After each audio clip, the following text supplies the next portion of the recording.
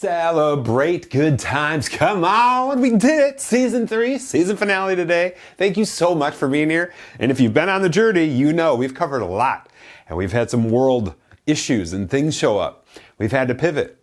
We've covered that. We've tried to work through ways to help you build your immunity, keep your immunity, deal with change, fear, uncertainty, all these kind of things.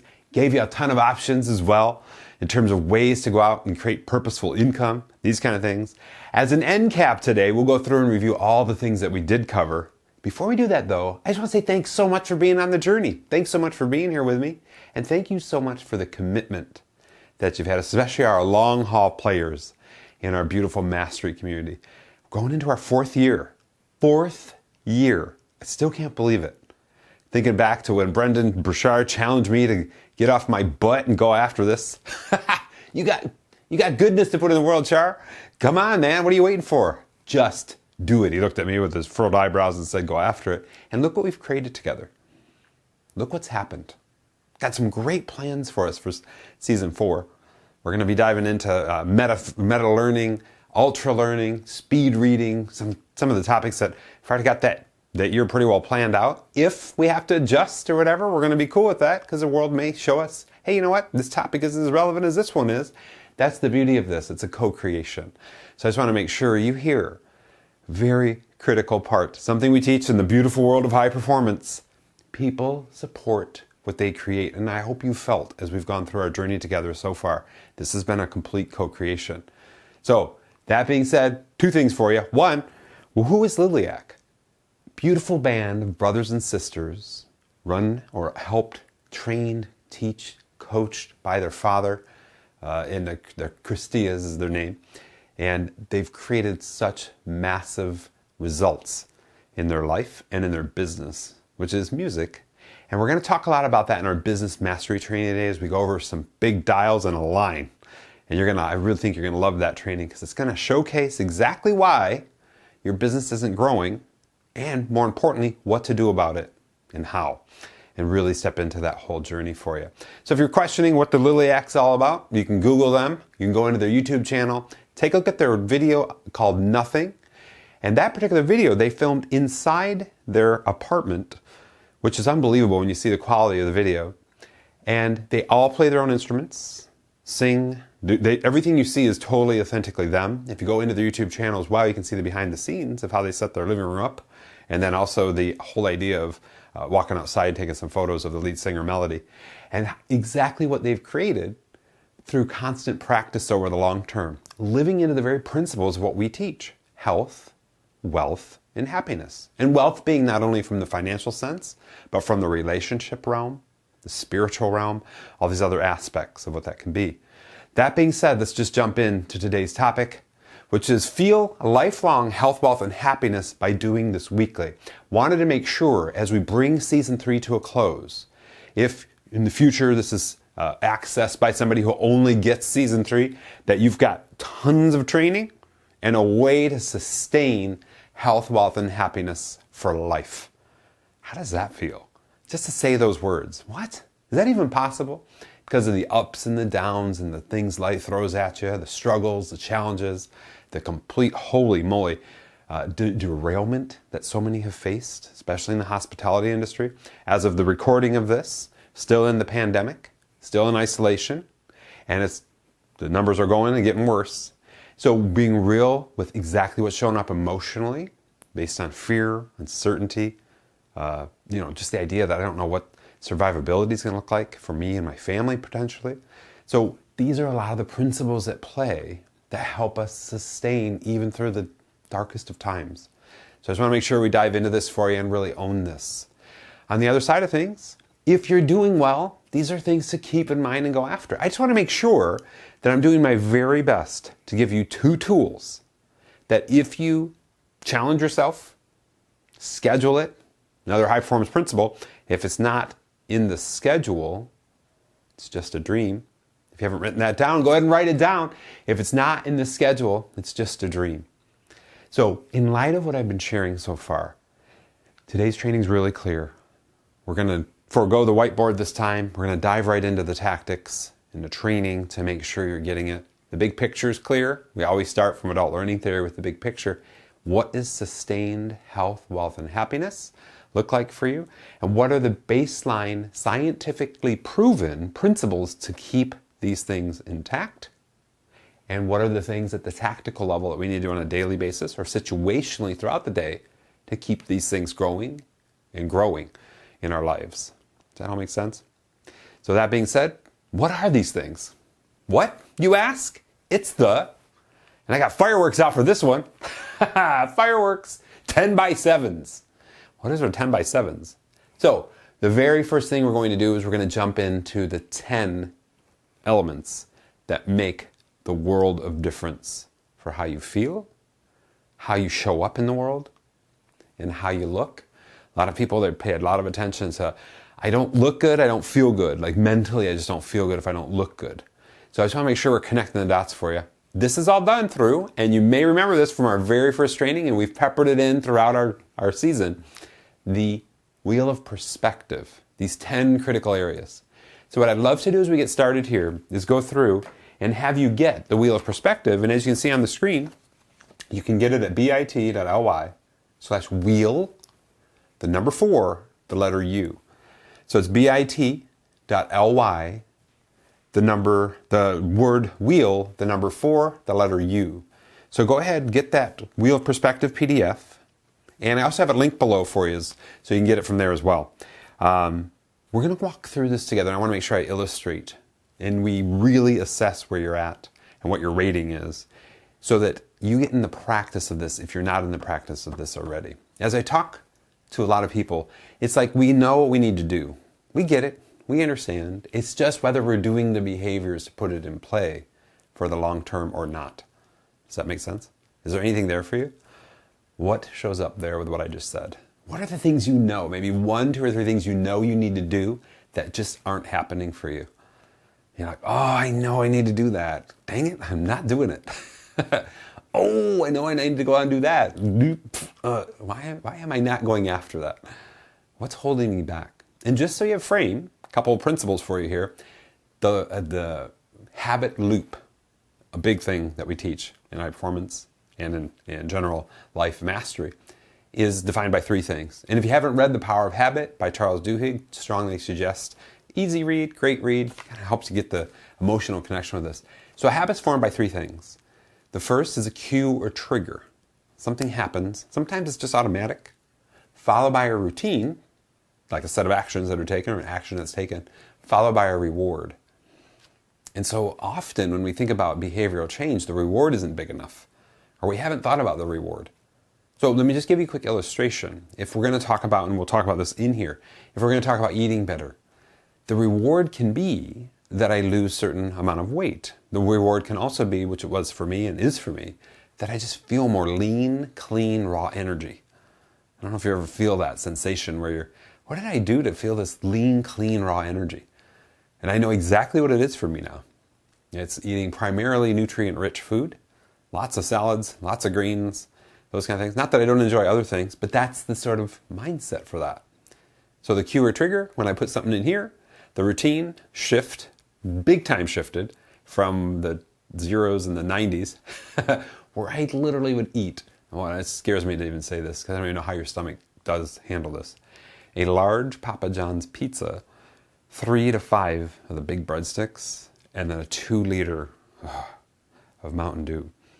I'm saying that right now because I'm thinking about all the sugar and why I felt like crap. I had hemorrhoids. I don't know if you've ever even considered what those are, but don't want to get into that.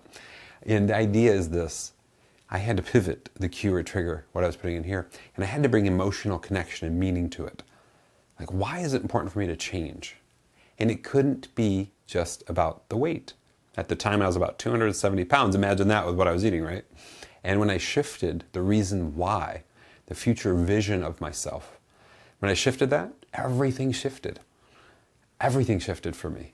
The cue, the trigger, what I was going to eat, the old habits and the addictions, if you will, to soda and so on, they went away. It took quite a while, to be honest.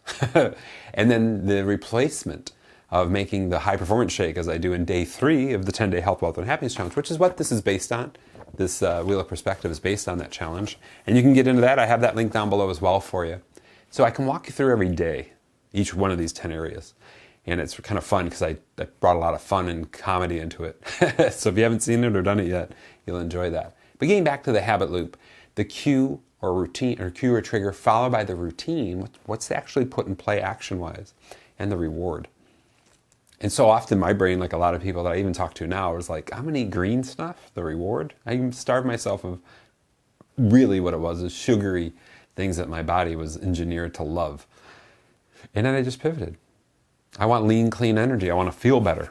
I want to really go after that sensation of not feeling inflamed, taking care of my body, but also just being the best I can be 5, 10, 20 years from now too.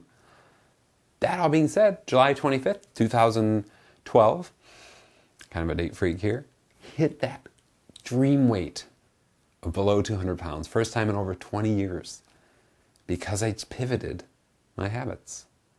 Isn't it crazy to think that just this, what comes in here informs and helps us like feel certain ways throughout our whole body. Just what goes in this little mouth completely can change you in terms of the consistency over the long term. A big part of high performance is what are we doing consistently over the long term from our best self for the well-being of ourselves, others, and having positive relationships, you know? So I hope I framed this up enough for you. The other thing I wanted to make sure of, we talked about the power of habit, the habit loop. But the second thing is a lot of people are like, why am I not making the behavioral change? And I touched on it, but it's because they have not gone through and emotionally connected. And I would challenge you to even sensorially connect. And I'll tell you what that means in a minute. To why it's important to have the change, to make the change. And more importantly, what it feels like, or what it could feel like if the change is made. The more we concentrate on the emotional sensory of what it feels like if the change is made, and it's a big part of the high performance planner, is to get more feeling into your life. So you don't feel like life's just flying by, but you actually have connection, reverence, zest for life, and you're feeling the engagement of life, the joy of life, and you're confident in it. These are all high performance parts of the high performance definition, actually. Is the idea that we have to just think about, okay, if I make this change, how am I going to feel doing it? Oh, it's going to feel crappy because I don't want to eat green things. I want to eat pizzas. No, I got to come to terms with the energy of it. And I was very fortunate that I was able to hook on to when I had the high performance shake the first few times, which is just so you have a frame. If you haven't watched day 3 of the 10-day health, wealth, and happiness challenge, it's spinach, strawberries, blueberries, almond milk, coconut water. I usually put a banana in there, and then it's some powders, like amazing grass powder and some Vega 1 powders to make sure I'm getting a wide range of supplementation and vitamins and so on. But after I had that, and I started to feel it, I could just feel an uptick in my vibrance, in my connection. Definitely not a fatigue. Like when I would eat a lot of sugary things, like a bready lunch, whatever that would be, a pizza with breadsticks. Crash. Be high for a while, and then bam, sugar crash. Definitely not that. So when you really get to the feeling of this, the sensation of what you're going to feel while you're eating it, and it's not going to be as good as a cheesy pizza maybe, but maybe it is, I don't know. And you have to overcome that programming that you may have in your mind to think, oh man, this stuff sucks. I don't really want this. Why am I doing this? I'm going to have my pizza. And then really get into the feeling of what it feels like afterward. It's the very reason today, one of my weaknesses, if you want to call it that, was eating donuts. And I don't think I've had a donut in at least a couple years. Yeah, at least a couple years. Because the donut tasted so good going down, but 20 minutes later, I just didn't feel well. Especially if they were glazed donuts. And now I'm so emotionally connected to the sensory of how I feel after I eat something. And I've tested and measured things that I'm on the hunt for things that are awesome for the sensation of feeling a lean, clean energy. So my question for you, as we put this into your world, what are you doing to create a lean, clean sensation of energy? And how does it actually feel? When we think about the sensory, let me kind of break that down for you. What does it taste like? What does it smell like? What does it feel like? Maybe tactically. But what does it feel like emotionally? Maybe spiritually, mentally.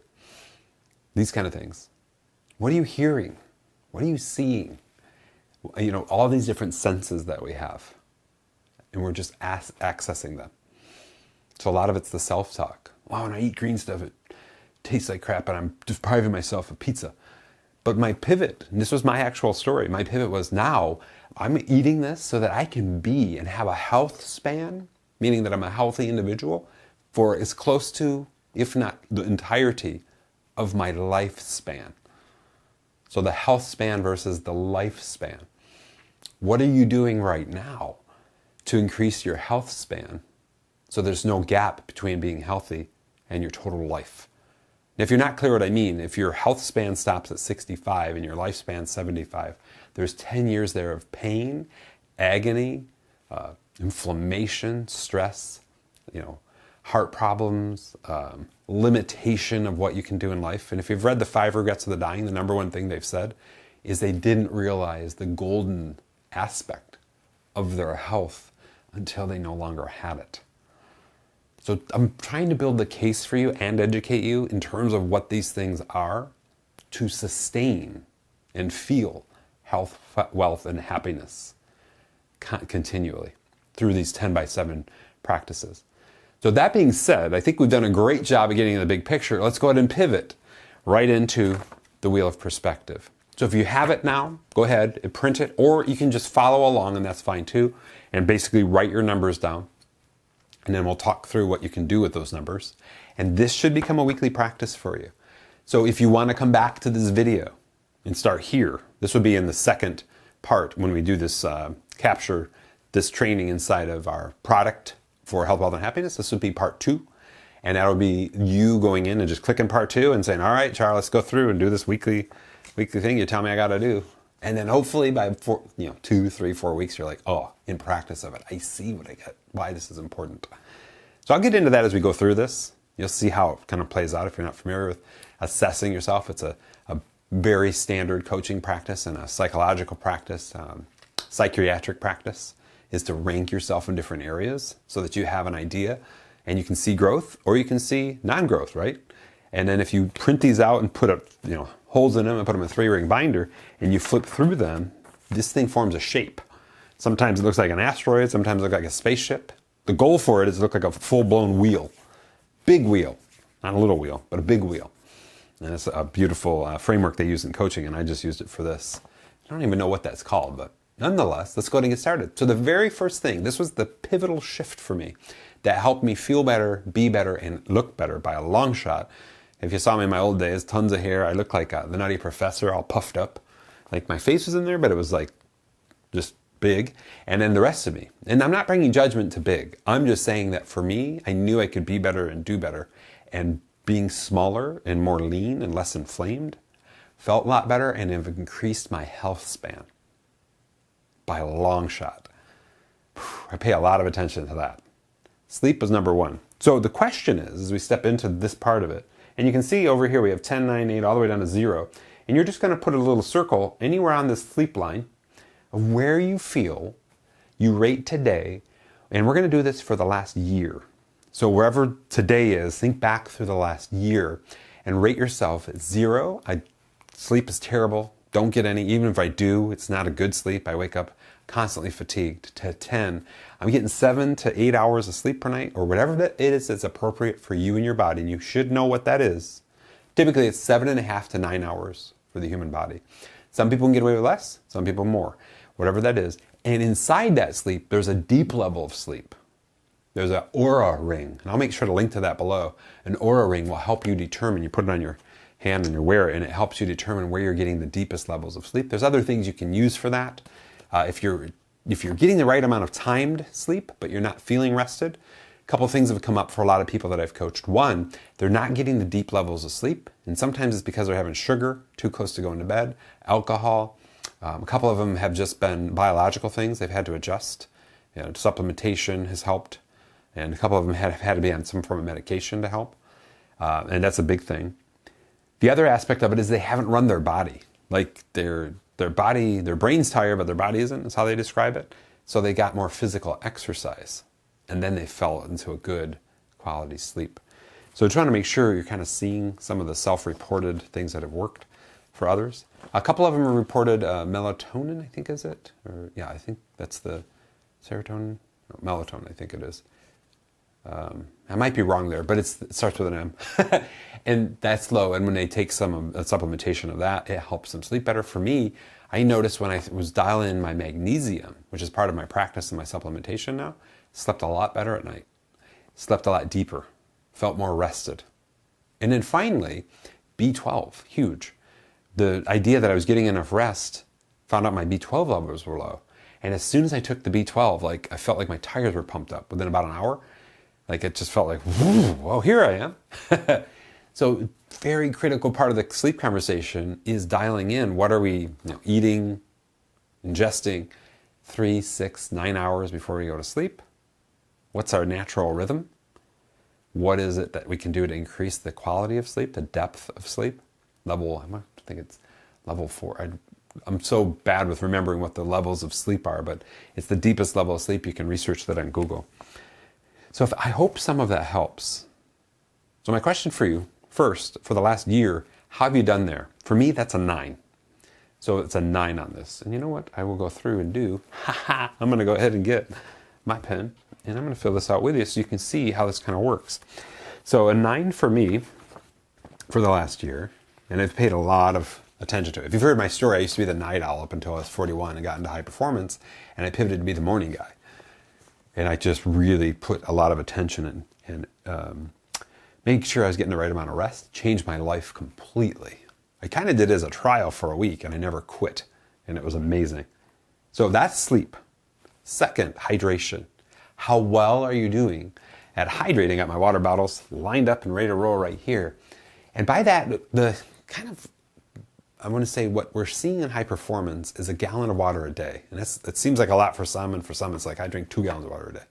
But that's the sort of mean average, if you will, of water, pure water, and preferably not out of plastic. And I love my water filtered and chilled, and that's what I've got right here. So what is it for you? I mean, think about the last year. Have you been primarily hydrating with water? If you've been drinking coffee or alcohol, a lot of times, like for me, I have to double down on the water to really extra hydrate. Coffee is a diuretic, which means it pulls water from you, and making sure of that. So in the last year, I think I've done a 9 there too. I feel like there's always room for improvement. So sleep 9, hydration 9. And the thing is, and the kind of illustration for you, what's the pivot, if you will, to making sure we're living into our best self from the perspective of hydration? For me, it was one life change, one habit. And that habit was filling up water bottles and having them within arm's reach, wherever I'm standing or sitting, because I have a standing desk that can be a sitting desk, and working. So within arm's reach or within visibility. If it's around me, I drink it. And I just didn't have it around me before I made it a point to hydrate more frequently. So is there anything there for you? If you're below an 8 in sleep, if you're below an 8 in hydration, now's your time to assess. Talked about this earlier. Got the knowledge. What's the behavioral shift? And why is it important? And I hope the health span versus lifespan conversation helps fuel that for you. Really, really powerful when we get that dialed in. And again, that's my story about me wanting to live a healthier life longer, knowing some of the things that are just obvious, some of the things that aren't so obvious about what we're putting in here to really help the being, the mind, the body, the spirit, the physicality for the long term. Next up is eating. Eating nutrient-rich food and even drinks or shakes 90% of the time. Eating nutrient-rich food 90% of the time. Let's break that down. I'm going to give myself an 8 there because I think I could do a little better in the overall week with that. And I'll break down why I gave myself an 8 in a minute. But the idea for you is this. 90% of the time. So if you look at a given week, and let's just say you have 3 meals a day. What is that? 3, 27, 10% of that is 3 meals. So 3 meals a week can be off kilter. Like a little less than 3 meals a week. Like not nutrient rich. Old school pizza, breadsticks, whatever. But the rest of them, lean proteins, for me, because I don't get well along with dairy, I can't do, and eggs and dairy, and I just don't get along. But I can do yogurts, and I typically do high-grade dairy yogurt, and it doesn't affect me. I've tested and measured that. I also do cashew-based yogurt and almond-based yogurts. The issue that I have is the protein delivery in those cashew and yogurt-based aren't nearly as high as the yogurt that I get, a certain brand, that really helps keep the protein. Because in the mornings, Tim Ferriss taught this way early on, high levels of protein in the morning help you feel satiated throughout the day. But you got to be careful with too much protein. The idea, though, is that we're having a protein-rich meal in the morning. We're staying away from just the non-nutrient-rich foods. So some of the better foods, thinking from what I have talked about, is not Skittles, but eating from the rainbow, but not Skittles. So having kale, some people say kale, I love it, but some people aren't. Spinach, red peppers, yellow peppers, green peppers, avocado, apples, bananas. See the colorations here? Just as a couple ideas. And then when you put that into a shake and then add certain flavorings or whatever, it can really enhance that and make it taste somewhat good. I get a lot of feedback. Can I have your shake? Sure, blah, blah, blah. But that's the idea. So my question for you really clearly in the last year, and maybe if you want to bring this into the last week, since this can be a weekly practice for you, that's the goal of this training, is to think about in the last week, what have I had? Because sometimes it's hard to remember over the last year. I pay a lot of attention to that, so I have a good memory of that. So for me, it's an 8. The reason it's an 8 is because I'm doing very well on nutrient-rich food most of the time, but not 90% of the time. And I know there's a couple things I could do to dial that up. A couple things I could limit, and a couple things I could enhance towards those ends. Does that make sense? Doing really well, though, as part of eating. We don't really have it covered in any other aspect of supplementation, vitamins and minerals, and keeping those levels broad spectrum with bioabsorbable, like higher level bioabsorbable vitamins and minerals in supplementation. Dr. John, Master Community member, has really been instrumental in helping me and so many others understand the higher grade version of supplements and vitamins and minerals, and then helping you understand what to eat them with, so it kind of unlocks the gate for absorption into your body. It's crazy when you get into the science and the biology of this in terms of cellular structure and stuff. Dr. John, just a shout out. Thanks for all the beautiful things you do in the world. So we're diving through this. Sleep, hydration, eating. If anything falls below an 8, start to visualize what's the behavioral change. And I'm going to challenge you along the lines of what we teach here in the High Performance Planner. Challenge yourself to understand how you're going to feel better doing it. And I hope we're doing that home for you. When I started to have the High Performance Shake, I noticed the rest of the day I had an extra kick in my step. Felt that lean, clean, go after it energy. And it really helped me feel better and do better in the day. Fourth element here is exercise. So when we think about the MED, thanks Tim Ferriss for introducing me to that term, minimum effective dose, what we're seeing from the physiology of the human body is that 2 to 3 times a week, getting ultra sweaty, like a 20-minute high-intensity workout or a 20-minute run. Last night I was in the park and it was hot. So I had to be very careful. I had to do kind of sprints in the park instead of do a full 20-minute run. So I did a mile and then I walked off till I felt my body come back to somewhat normal. Then I did a half a mile. Then I did another half a mile, and then I just walked another, a couple miles. And I did a total of 18,000 steps yesterday. And that was the magic of that. And then today, I'll be doing a lot of walking. I won't be running today, but I will be in the gym, fully geared up with masks and everything as we're still in the pandemic, but hitting the weights, getting the big muscle groups hit out, and then doing some back work to keep my back strength. But it's 2 to 3 times a week, high intensity, 20 minutes, 2 to 3 times a week, lower intensity, but still getting your heart rate elevated. So, for example, on those days, maybe brisk walk.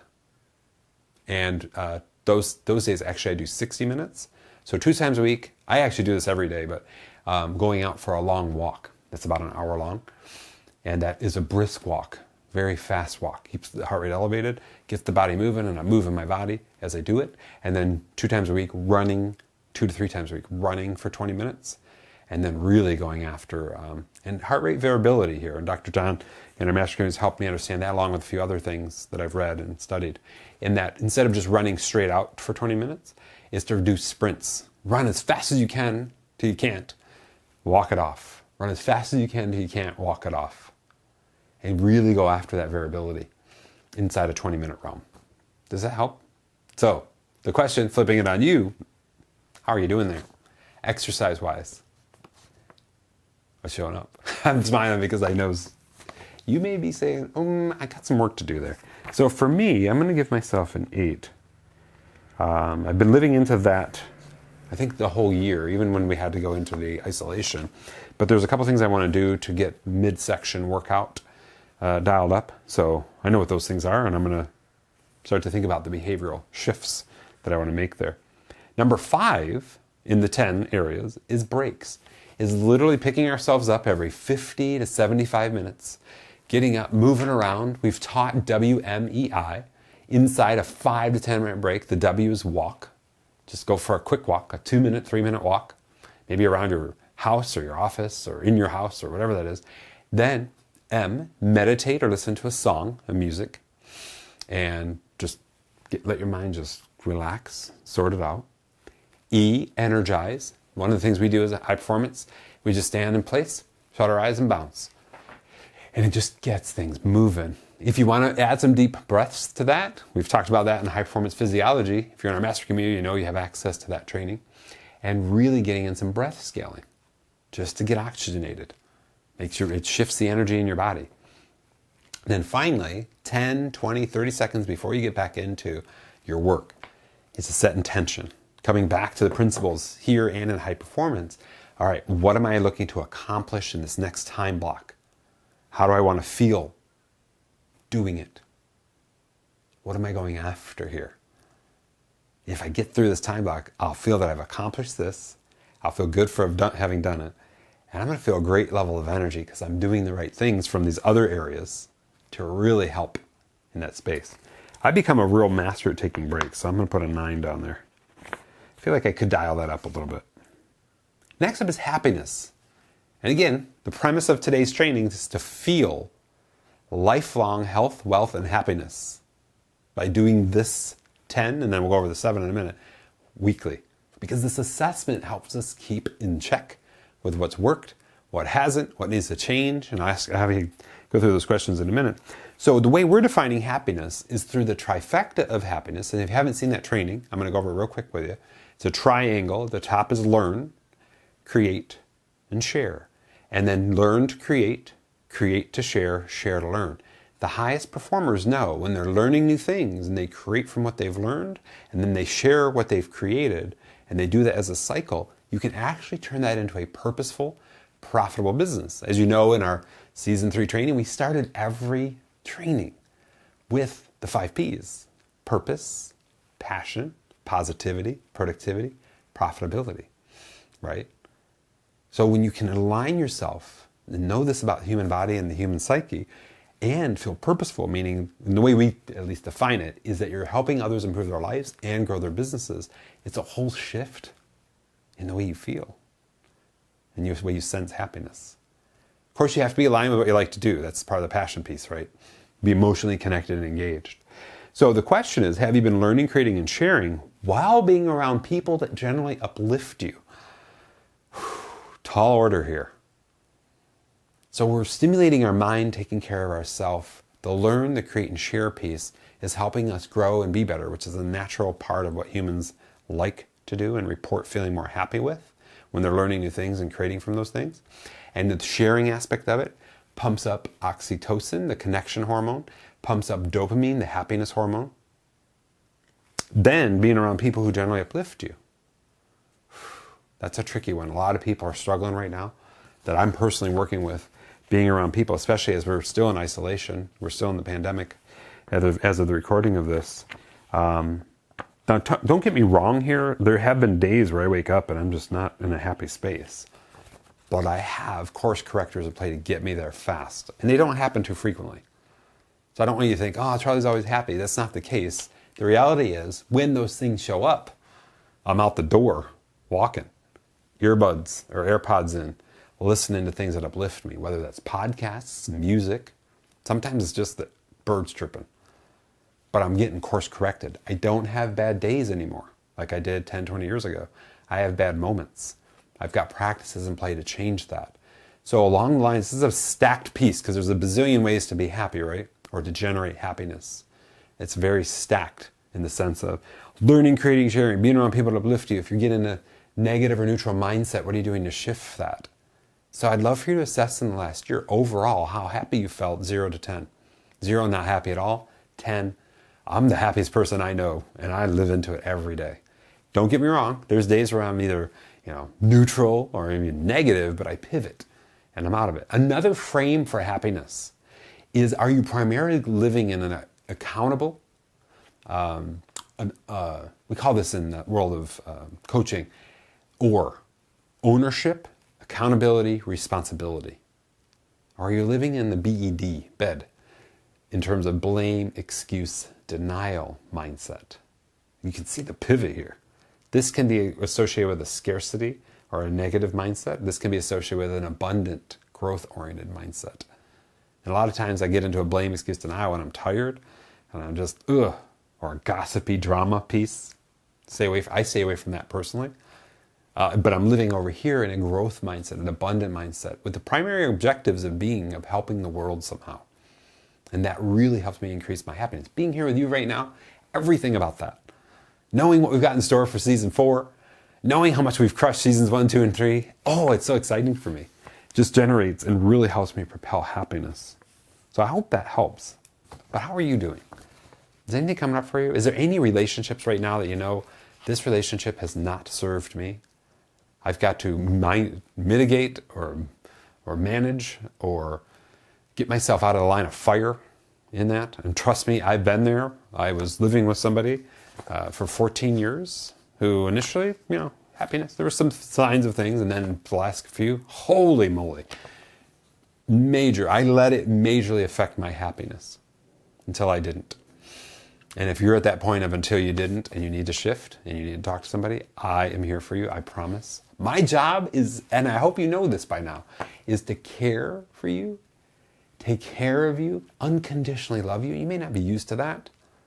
It's to challenge you. That's the coach in me. And it's to help you and guide you towards a better day today, day tomorrow. As Disney says in the Carousel Progress Ride, there's a great, big, beautiful tomorrow shining at the end of every day. My job is to help you visualize it, get into the feeling of it, make it real for you, get into the sensory, and then actualize it. Cool? Hope that helps. So honored to be here with you. This is gold.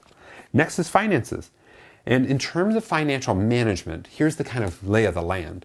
First, are we living into and not exceeding what we classify as break even for our life on the lifestyle that we live?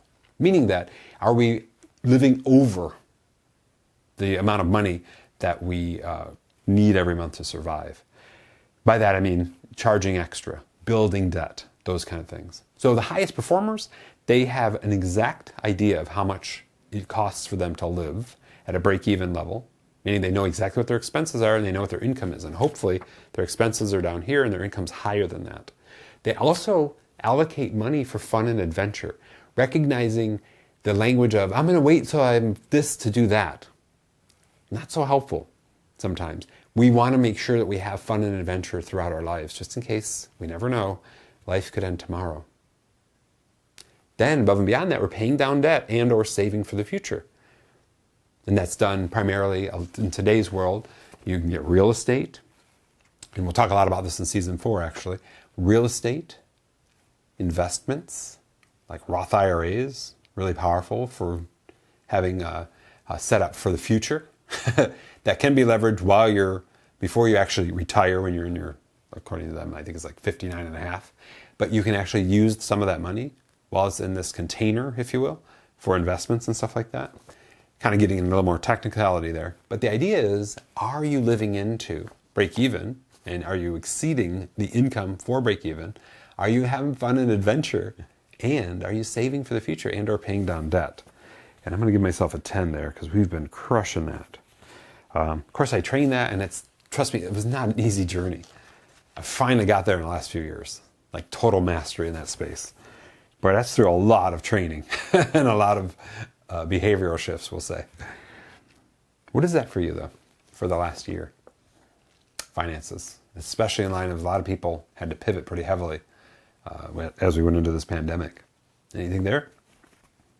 If anything comes up for you, please, please, please, if you don't feel like sharing in public, in our group or in the comments, go ahead and share with me via email or on a message through Facebook, whatever that is, and we'll see what we can do to help you or direct you. Just want to make sure, because I tell you what, there's so much security and happiness in the sense of knowing I'm living within my means and I know what that is, so there's no fear or uncertainty there. And then saving for the future and having some fun without the guilt. Is that anything resonating here for you or somebody you know? Oh, so powerful. Next up is presence. How present have I been with myself, with others? So presence meaning engaged in the connection here. You know, I could be not present with you right now and you would totally detect it. But the highest performers, the people who really feel that they have command of health, wealth, and happiness in life, they're incredibly present and they kind of just go with the flow. Yeah, you know what? That isn't how I wanted that to turn out, but you know, apparently the universe has something else in mind for me. I'm good with it. Or I'm not and I'll have to work through it. But right now, let's just enjoy the moment and have some fun. That kind of feeling, that kind of language and so on. And yeah, so my presence, I'd say probably a 7 actually. Got a lot of work to do there. And as I think about the last year, spending a little too much time thinking about scenarios coming from the systems part of me, the analytic part of me, and not enough time in the adventure of life. Although I do really well there, I think there's some work that I have to do. So behaviorally, I need to develop a trigger. When I sense I'm too far in my head, what can I do to pause this, stop this, or does this really need to be thought through? And what can I do to get back in the rhythm of life? So that's something I'm committed to as I kind of illustrate for you here. Next up is purpose. And generally, when we rate purpose, we're thinking about how purposeful we felt. Now, it's different for different people. The premise that we always talk through in high performance, and when I do the 5 Ps on the board, as I've done for this last season, is that we think through helping others improve their lives somehow, meaning it's a life of purpose. It isn't about us, it's about helping others somehow, and or helping others grow their business somehow. Now, I've always said I'm blessed to do both. I'm helping others, and I hope I'm helping you right now, improve your life somehow, and helping others grow their business too. We'll talk a lot about that in our business internet mastery training a little later today. But the idea is, and I'm going to LILIAC because this is going to be a key point, illustrative point in our teachings there, is that I'm living purposefully there. Now, a lot of people report, you know what, I feel purposeful, but I don't think that I'm doing those things. I'm just feeling purposeful by reading and learning and applying myself in these areas. That's cool too. So there's no judgment as to what purpose is. But the idea is that you have an idea of what it is for you to feel purposeful, and that over the last year you rate yourself, how well you're feeling purposeful, and what you're doing to amp that if that's applicable for you. So for me, I'm giving myself a 9 there. Every day I'm posting updates in social media that are inspiring and helping others, and I'm getting comments and feedback on that. I have weekly wisdom now as we've gone into 2020, which is a weekly email that's sent out a few times actually in different ways. And that's been reported as helping people feel purposeful. Then as they scale up to work with me, if you're in our master community, you know this, doing check-in calls, high-performance coaching sessions, business, internet coaching and consulting and actual implementation work. And all these things stack. So when I get through a week and I look back to how purposeful I felt, it's off the charts. Trust me, wasn't always that way. It took a while to get there. The design of what we classify as lifestyle design had to design that life and had to really pivot some things to get there. Does that make sense? So for you, what is it in the last year? 0 to 10. How are you doing in purpose overall? And maybe you want to define purpose before you rate it. You know, for me, very clearly, it's exactly what I teach. It's helping others improve people's lives, or helping improve other people's lives, and growing other people's businesses. And I'm on it in both realms, as well as feeling purposeful in my day, connecting with nature, connecting with my girls, connecting with my family, connecting in the world, that kind of stuff. Does that all make sense? So that's the 9th piece of the 10. Final piece is, as you can see it up here, the daily plan, 0 to 10. Here's the thing I've noticed. If I'm not using something like this, and I don't use the hardcover planner, I do all my work in Evernote, but if I do not have a daily plan, my life quickly falls apart. So I have time-blocked chunks in my daily plan, and I've got things I'm working on as initiatives in my plan. I got priorities, As we teach in high performance, there's 3 big moves for a one-page productivity plan for your day. There's big projects that I'm either thinking about or working on. There's people I'm reaching out to and people I'm waiting on to move the big projects forward in my life. But put that aside, there's priorities of things that I just have to get done, whether they're related to the projects or not. And if you go into the Wheel of Perspective, the 10-day Health, Wealth, and Happiness Challenge, I'll give you a template that kind of works through what we talked about in happiness, learn, create, share, and helps you get a daily plan together.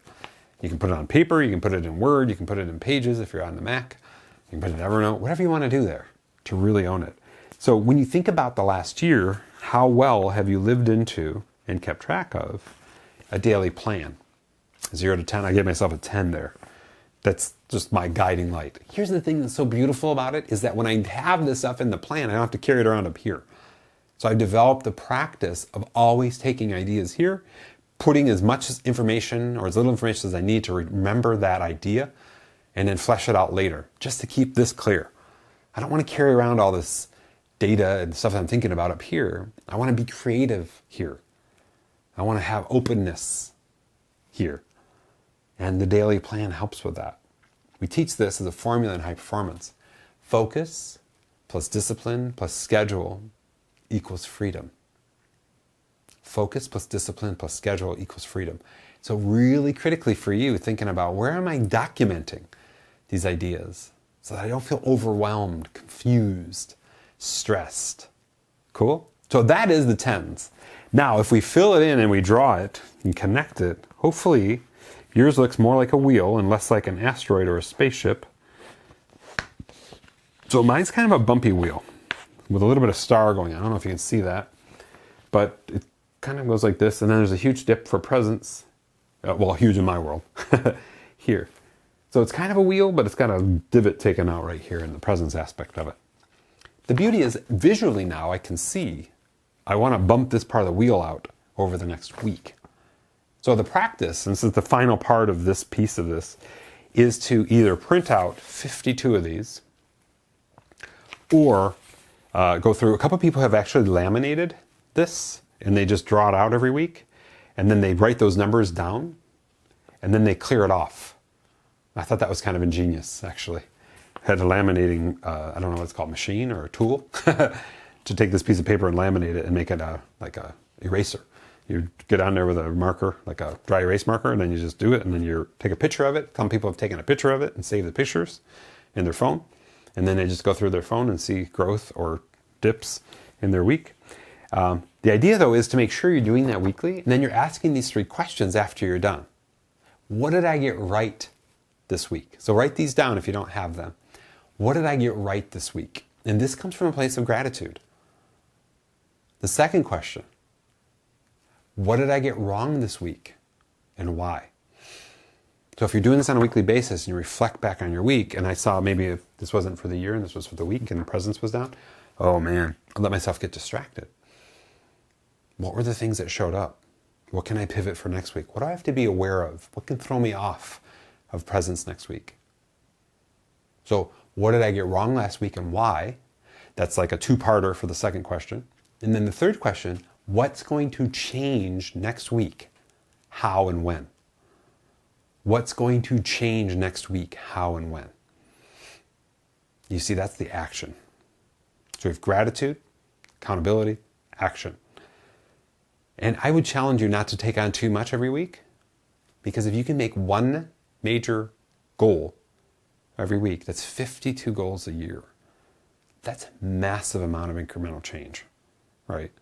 So you know what? Next week I'm going to pick presence. I'm going to work on presence. I'm going to work on being less distracted. I'm going to put my phone. I'm going to take D&D, put D&D on my devices so I don't get constant interruption. And when people talk to me, I'm going to just actively listen.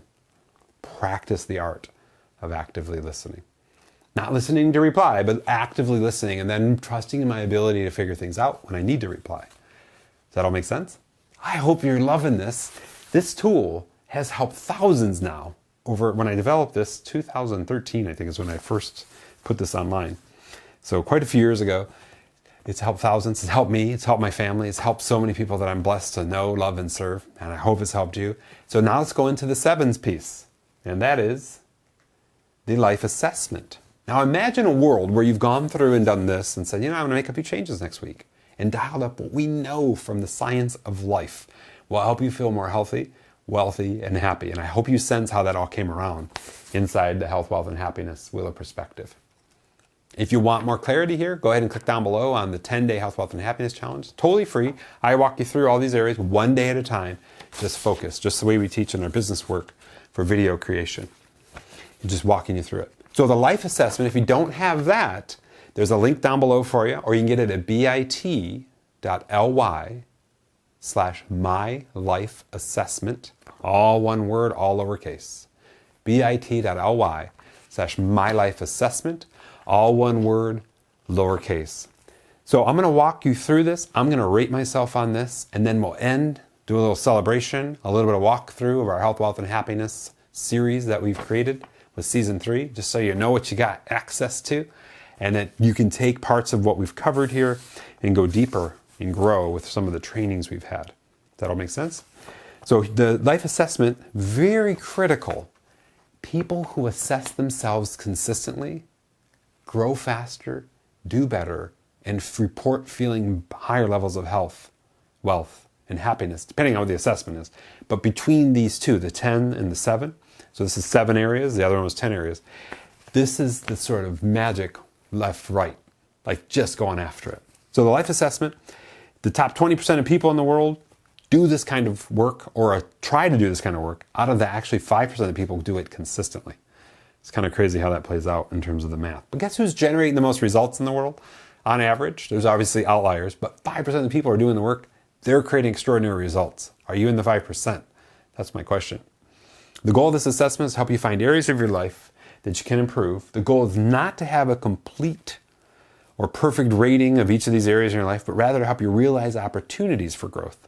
Try not to stress about the exact wording of these descriptions, but rather give your overall impression of how you rate in each category based on how you feel at this very moment.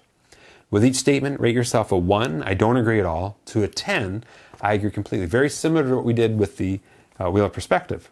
So I'm going to read these statements, I'm going to illustrate a little bit, and then we're going to rate them. Again, we're looking for things you can do behaviorally to shift. Some of this is probably common knowledge for you. Duh, I should be doing something about that.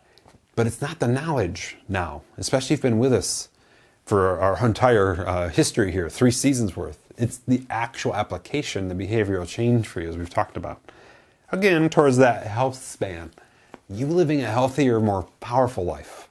A better vision, bright, beautiful tomorrows. Those kinds of things. So the very first category is now. Here's the statement. Close your eyes if you want to. Rate yourself on it. I am where I thought I'd be at this point in my life. Overall, I'm living into the best version of myself for me, those I love and care about, and the world. And what a critical topic right now, what's happening in the world. Whew. I'm going to say this statement again. I am where I thought I'd be at this point in my life. Overall, I'm living into the best version of myself for me, those I love and care about, and the world. And I'm giving myself an 8 there because an even better version of me would be contributing more in the sense of maybe volunteering at a regional level or online or whatever that would look like.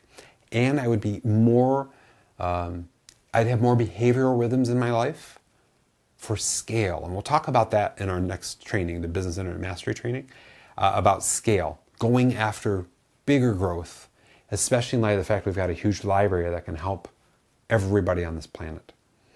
Now it's our time to take and keep with organic growth, meaning that the people that are, like if you're with us in our mastery community, you know it's organic growth. We've had conversation, we've done check-ins, we've done strategy calls, those kind of things, to get you to the next step and know that I'm here to support you, love on you, care for you, unconditionally take care of you, these kind of things, right? And yet challenge you too. The idea now is to take the trainings and let them help the masses. I got to be very careful because I don't want to degrade the quality of our mastery community, which is the highest tier offer from the scale side, but it's very limited in its availability. But there's unlimited availability for the online trainings. So my job, and the reason why I gave myself an 8, is because we haven't gone there yet in any kind of mass, consistently behavioral way. And that starts very quickly with what we're calling the lab. So I'll be talking about that super soon. That's where I'm at.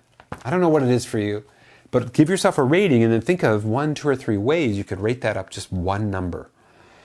I know where I thought I'd be at this point in my life. Overall, I'm living into the best version of myself for me, those I love and care about in the world. And sometimes that starts with some people that have reported a 2 or 3. They're like, Charles, I don't even know what the best version of me is, let alone for those I love and care about in the world. I mean, I know what I'm not the best version of me, but I don't know what the best version of me is. So maybe it's time to get 3 pieces of paper and say, best version of me for myself, and open journal to that. Meaning that you're adding to it every day. Just bullet points. Best version of me is hydrating. Best version of me is sleeping well. Best version of me is eating nutrient rich. Sometimes it's easier to start with the worst version of you and then do the juxtaposition of it. So the worst version of me, my story, it's 3 to 8 Mountain Dews a day. 20-ounce Mountain Dews. It's like hundreds of grams of sugar and other things. And the best version of me is water. Clean, filtered, cool water. Speaking of which, let's grab a drink. Take a little break. Let this absorb for a minute.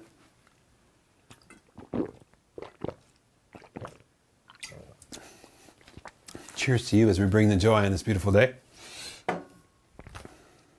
So what is that for you as you think through it?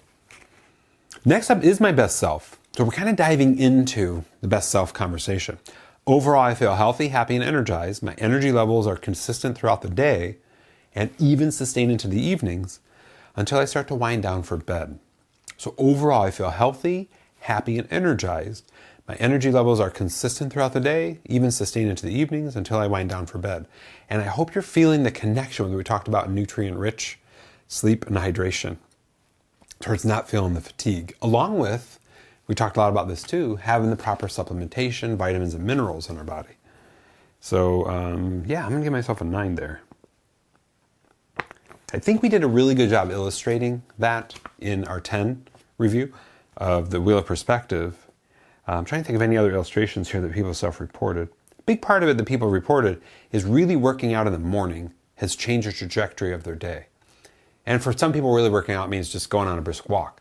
Other people, that means hitting the gym and going from weights to weights, doing power sets, stuff like this. Other people, like me, it's running a few times a week. It's walking a few times a week with weights. It's kind of varying things up and going after it. Hope that helps. Third element, my relationships. I work diligently to create, build, and maintain great relationships with those around me. Now, the operative words are create, build, and maintain. And guess what? That applies in business too. We'll talk about that as we get into our training in a minute for our business internet mastery work. I feel I'm a good role model for my loved ones, those close to me, and the world. I consistently listen well, show compassion for myself and others, and communicate my thoughts and feelings.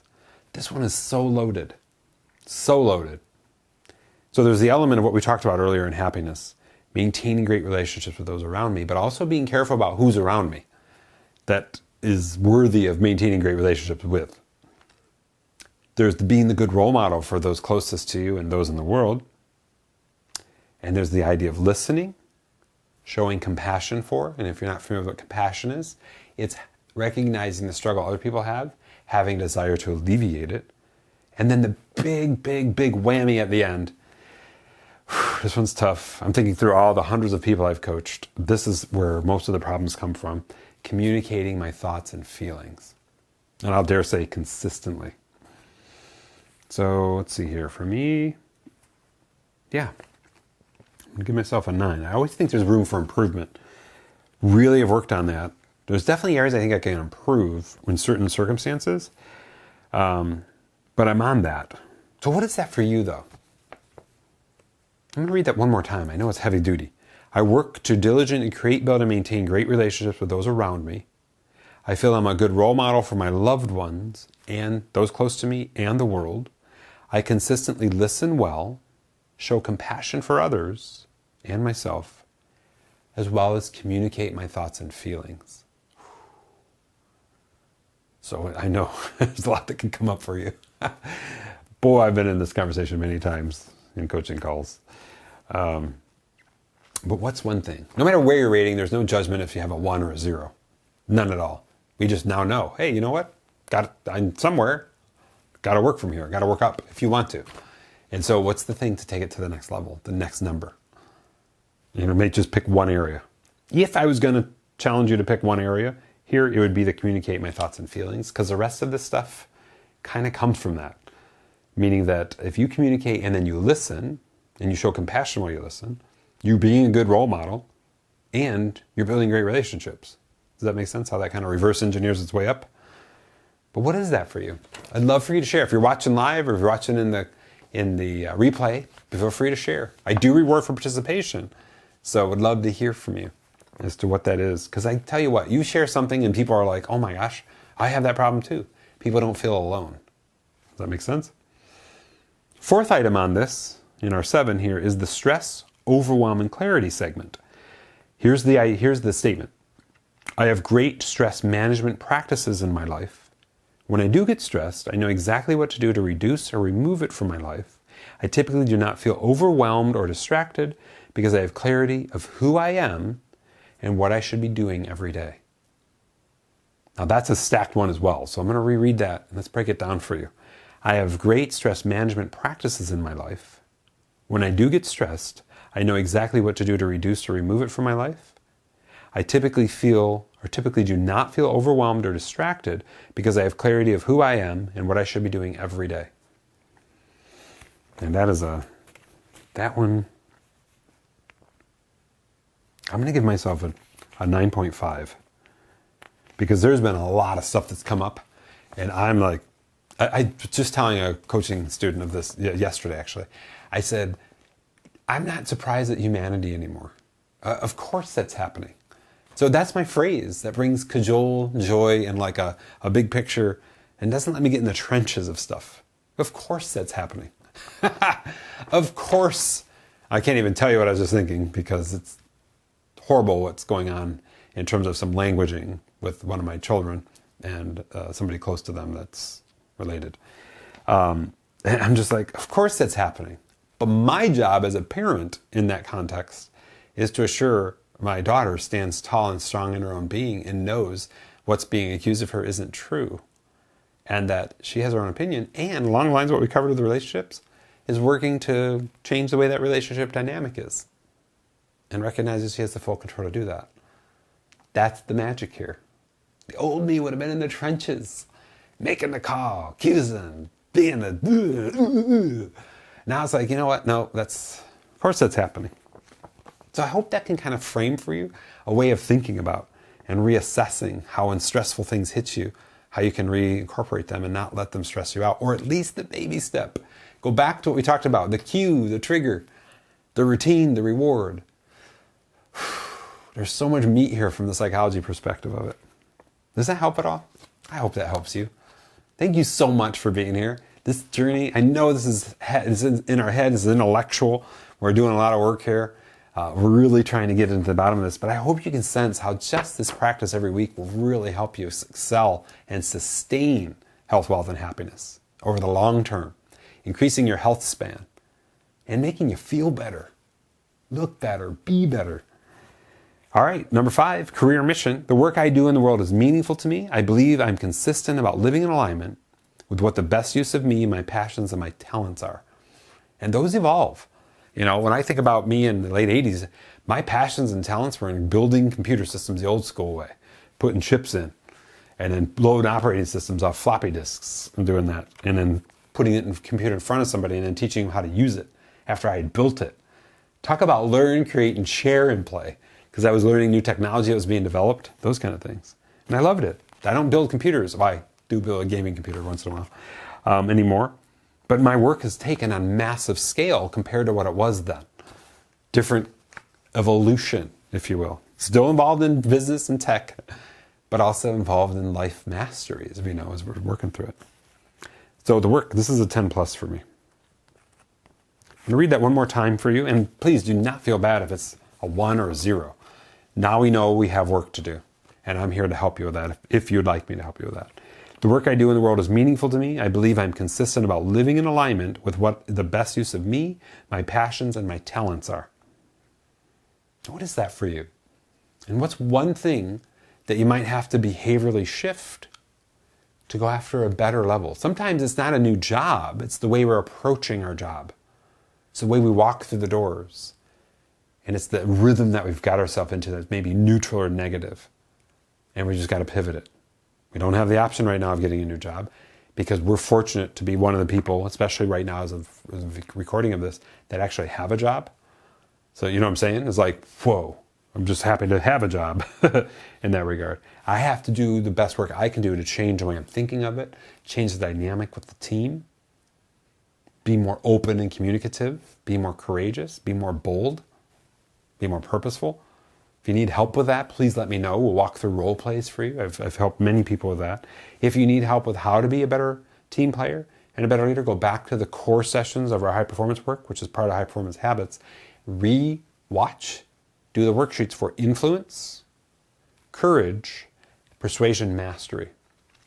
These will really help you bring more zest, verve, connect in your life, especially if you're feeling like a team member isn't liking you anymore or you're not feeling connected to the team. These things help reignite what it means to feel connected and reignite bringing up courage within your being to do so. So I don't know what that number is for you, but I do know this. If it's below an 8, think of 1, 2, 3 things you can do to rate that up. Number 6, my hobbies and my passions. I know and understand the importance of having hobbies to help me continually connect with my creative and self-expressive side. I'm consistent about nurturing my hobbies and passions. We did a session this season on how to get creative and reinvent your life. And I don't know if you remember, but I started where I was headbanging with a wig on and really going after creative expression. So a couple things that can help you here before we get into the rating of this. One is go back, if you're in our mastery community, to the charge sessions and re-watch and do the worksheet for creative expression. And I want to say it's like session 6 or 7 or 8, somewhere in there. You'll see creative expression in there. And really go after that because that really helps us decide and kind of get back in the conversation of what could be a hobby or a passion that we want to bring back online. So I'm going to read the statement one more time and then we'll rate it. I know and understand the importance of having hobbies to help me continually connect with my creative and self-expressive side. I'm consistent about nurturing my hobbies and my passions. One of my hobbies is photography. Every time I'm out on a walk, if I see something, I'm on it, getting the right angle. And you can go on my Instagram and see a lot of the outputs of that. A lot of my passions, there's guitars on the wall just off camera, playing those, although I haven't played them a lot recently, but just knowing they're there and getting into that, I need to dedicate a little time there. So for me, with what I just shared, I'm going to give myself a 7 because I think I need to, A, test some new hobbies, and B, get re-engaged with some of the hobbies I've let slide and those things that I'm passionate about. Although my daughter Josie and I have been playing a lot of World of Warcraft and I have a huge passion. One of the hobbies is playing video games with depth and that require me to think wholly. What I love about World of Warcraft and I love about Battlefield 4 is that when I get into that experience, it really takes me away from the world. And I'm able to just concentrate on that. And the rhythm of it and the math involved, especially in World of Warcraft and those kind of things, and the leveling up is really powerful. Now, a lot of people, including me, at times in our life, and some people won't play video games because of this, have felt the addiction of that, where they get into a video game and they're like 5 hours later, what just happened? And then they go up and get a drink and go to the bathroom and come back and then they're another 5 hours. That's not my style. That's not who I am. We'll play for, maybe at night, we'll play for a few hours, but we definitely don't let it overrun our life. And during the day, sometimes even during the day, I'll go in, 30-minute time block, 1 round in Battlefield 4, just because I need that output. I need something different. I need to kind of express creatively and try new moves in the game and stuff like that. Does that help? I hope that helps. So for you, read it one more time. I really want you to think about this. I know and understand the importance of having hobbies to help me continually connect with my creative and self-expressive side. I'm consistent about nurturing my hobbies and passions. What's that? And I got to tell you, most people fall apart on the consistency piece. Big part of high performance, as we know. And for me, it's a 7. So whatever it is for you, and maybe it comes out like this. In the next week, I'm going to put 1 30-minute time block into doing a hobby. And maybe the first 30-minute time block you run into is I'm going to have to assess the hobbies that I could do, like a research and development mission. When I was younger, I used to enjoy this, I used to enjoy that, but I have to assess that. And that's totally fine. Then week 2, in that 30-minute time block, I'm going to actually try one. And I'm going to assess at the end of it. Did I like doing that? Did that feel rewarding and creative? Or was it just like, all right, I'm going to try another one. And hopefully you see how this can really help get you re-engaged in life. So many people report when they pick up an instrument or play a song, and then they play a song they like, and they get the melody or the harmony, the line, the notes and the chords played, and they hear themselves do it, they have a heightened sense of creativity. And I got an accomplishment, I sound like it. So it's really, really powerful there. Final one in the life assessment, the final one of the 7, my life's ambitions. If I died tomorrow, I wouldn't have any regrets. I've lived a life where I've paid attention to and taken action on my life's ambitions. At least once a year, I reevaluate my life's ambitions and schedule time for them. This is heavy duty. If I die tomorrow, I wouldn't have any regrets. If you need context for regrets, please read The 5 Regrets of the Dying by Bronnie Ware. So powerful. I reread the book or my notes to that at the end of every year to just celebrate that I'm on the right path, or course correct where I'm off path. And lately in the last few years when I've done it, I'm on the right path. Kind of thinking about that a lot. I teach it a lot. So when you teach it a lot, it's coming up for you. It's top of mind. I've lived a life where I paid attention to and taken action on my life's ambitions. Some people, they don't understand the words life's ambitions. Think of it like a bucket list. Like you have a bucket list of things you want to do while you have a health span inside of your lifespan, and that you're actively going after that. I hope you sense how that ties back to the finances conversation, where we're talking through the idea of I've got break even covered, I've got fun and adventure, and that's where this can connect, life's ambitions, and I've got saving for the future, which can also be part of the life's ambitions, the bigger things we want to do. At least once a year, I reevaluate my life's ambitions and schedule time for them. So a lot of people have said, I want to travel like you are, Char, going to Switzerland and going and hiking the Alps, going to London, going to Germany, for us here in the United States, going to Europe, basically is the premise, and exploring different pockets of that beautiful land and cultures and so on. Do you schedule time for them? Do you know what they are? How serious are you taking them? Are you letting life pass you by? These are the big questions. So as you think about my life's ambitions, 0 to 10, I'm going to read it one more time. Let's really dive into this. This could be a game changer for you. If I died tomorrow, I wouldn't have any regrets. I've done it. I've lived the best I could. I've lived a life where I paid attention to and taken action on my life's ambitions. How's that going for you? At least once a year, I reevaluate my life's ambitions and I schedule time for them. Now for me, that is an 8. And unfortunately this year, everything's kind of got thrown out the window. But you know what? We're in the middle of a pandemic. That's the reality of life right now. I'm good with that. Okay, well, we'll pivot and enjoy ourselves here. So now what we do is we add these up, give yourself a total score. Anything below an 8 on this, we're asking ourselves those questions. What's 1, 2, or 3 things we can do to up-level this? And to not feel overwhelmed with all the work you've done in both of these areas, pick one a week.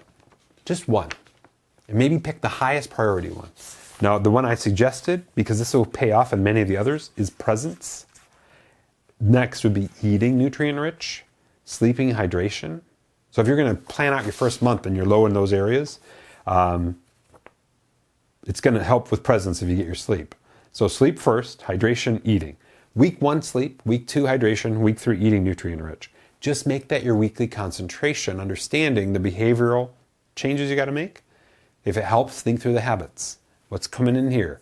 If you could mount a baby GoPro right here, what would you visualize going through here that would help fuel this thing to feel sustained energy throughout the day?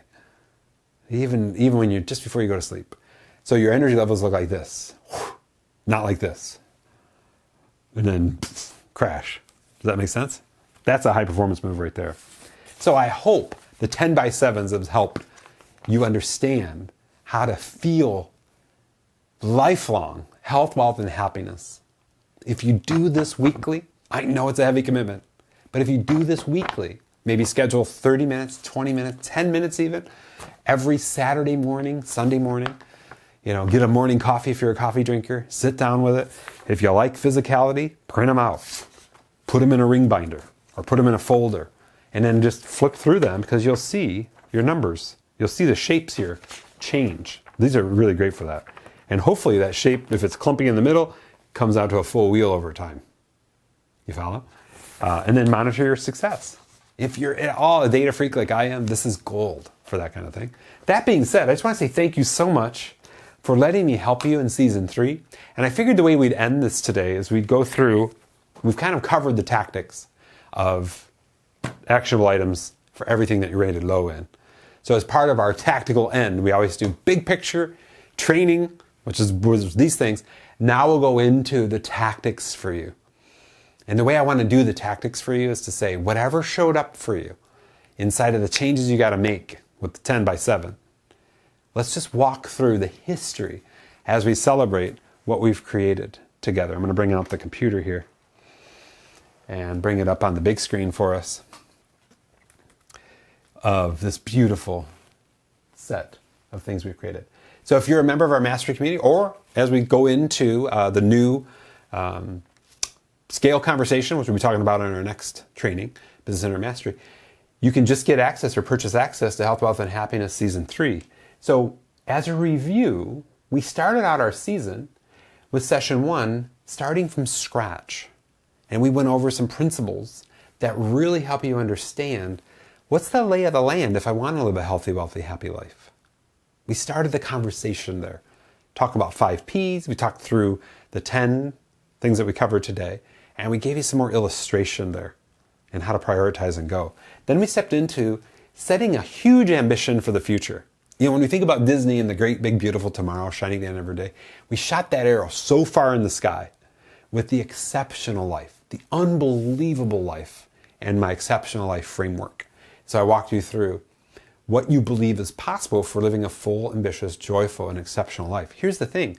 You may be in this case, somebody you know may be in this case, they lost connection to what it feels like to live a good life. Not an exceptional life yet, but just a good life. Because they're so far in the trenches of neutral negative energy. They're just in this spin of just toxicness. And I've been there in my life a few times, and I'm really proud to tell you that I said enough, and I got out of it. And it really changed the trajectory of my life. This helps you think through a lot of what we've covered today in terms of a format, a framework for that, for you to really go after an exceptional life. Third, how to create, build, and even let go of relationships. So in this particular training, we're diving deep into one of the biggest hindrances to health, wealth, and happiness. Neutral negative relationships. Getting rid of them. Minimizing them. Maximizing powerful relationships. And then we think about what that means. A relationship where we're talking about abundance and growth and going after our dreams and doing it with people that are fun and cool, right? Versus being in the trenches. And so many people are like, I don't have that choice. I'm living a life and I have no choice. You have all the choice to make that shift. And if you don't believe that to be true, then you and I need to talk. Please reach out. We'll do a check-in session if you're in our mastery community. I'll hook you up with resources for that. Whatever I can do to help you. You just have to come out of that. We call that in the high performance world the caged life versus the comfortable life versus the charged life. What we're aiming for is the charged life, but so many people feel caged. Next, what I was aiming for here is to set the bar real high as we went into the new decade, or the new 2020, with 5 powerful ways to make next year your best year ever.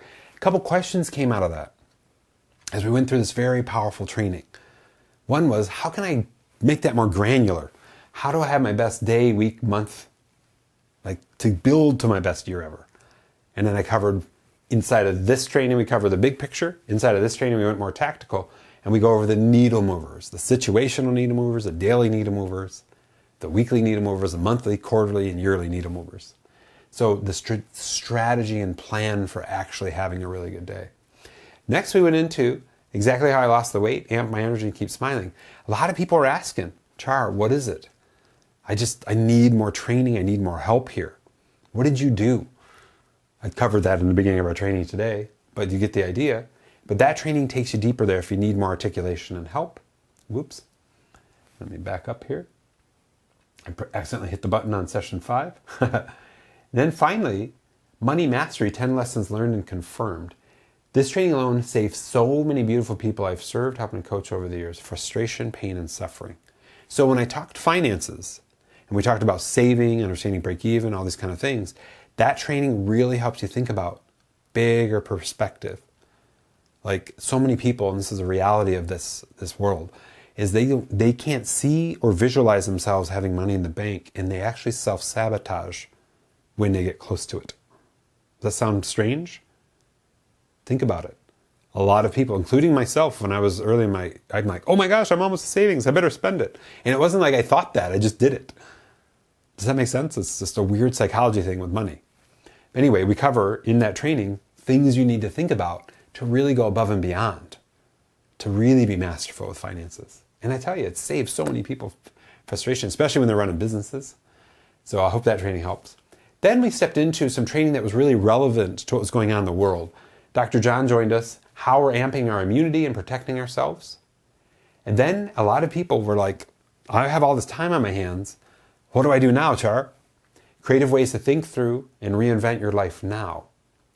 So really understanding, we got pulled from behavioral patterns that we may have had for 10, 20 years, just living the life we lived. And now we aren't going to work anymore. We're working remote. We got some time in our hands, or we don't. We got kids that we're homeschooling. What am I doing now with my life? So a lot of people went into a reflection period, and still are actually.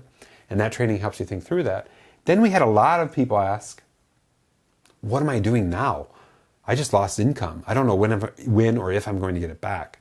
So I went over very basic ways that you can feel purposeful doing things like Shipped or online work straight from a laptop, where you can generate real revenue doing things now that don't require you to get a job per se. It requires you to apply and go after it. And then our last session was the session 11. This is session 12. How to get more done and feel more happy and free. A lot of people needed that training, that thought, another level of that brought into their life because they're falling into a trap. And that trap is being isolated like we have. They're not connected. They're losing their sensation of happiness. We covered a lot of that in our training today. This is a deep dive on really building the case for that. And like you can tell, there's a lot of work there, a lot of heavy lifting, a lot of revisiting. So I just want to make sure we celebrate what we've created together. And I hope you sense, especially if you're a creator, how this was a season built on feedback. People support what they create. And that's how we built this. That's how we've been building this. That's how we're going into season 4 as well.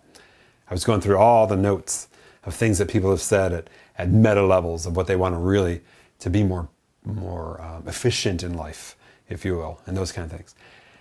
That all being completed, I just want to say thank you so much for being here on this journey and really, really helping yourself, others, and the world live, feel, be more happy, more healthy, more wealthy, down that path. Again, if you need any help, I'm here for you. If you're in our master community, please reach out. Let's have a check-in session if we haven't yet. Or if we have, let's have another one. I just want to make sure we're having the conversation to really keep things in check for you. And that if you're falling off in any way, mentally or emotionally, physically, whatever that is, that I'm here to help you, guide you, direct you, coach you, unconditionally love you. And of course, live into those beautiful 5 Ps to live more purposefully, more passionately, more positively, more productively. We talked about this, going after your life's ambitions while handling your responsibilities, and more profitably too. Cannot wait to see y'all in our Business Internet Mastery training. We're going to dive deep. And why am I wearing this shirt today? I talked a little bit about it. We're going to dive deep in that. Thank you so much. Take care. Goodbye. Have a good one. Rocked it.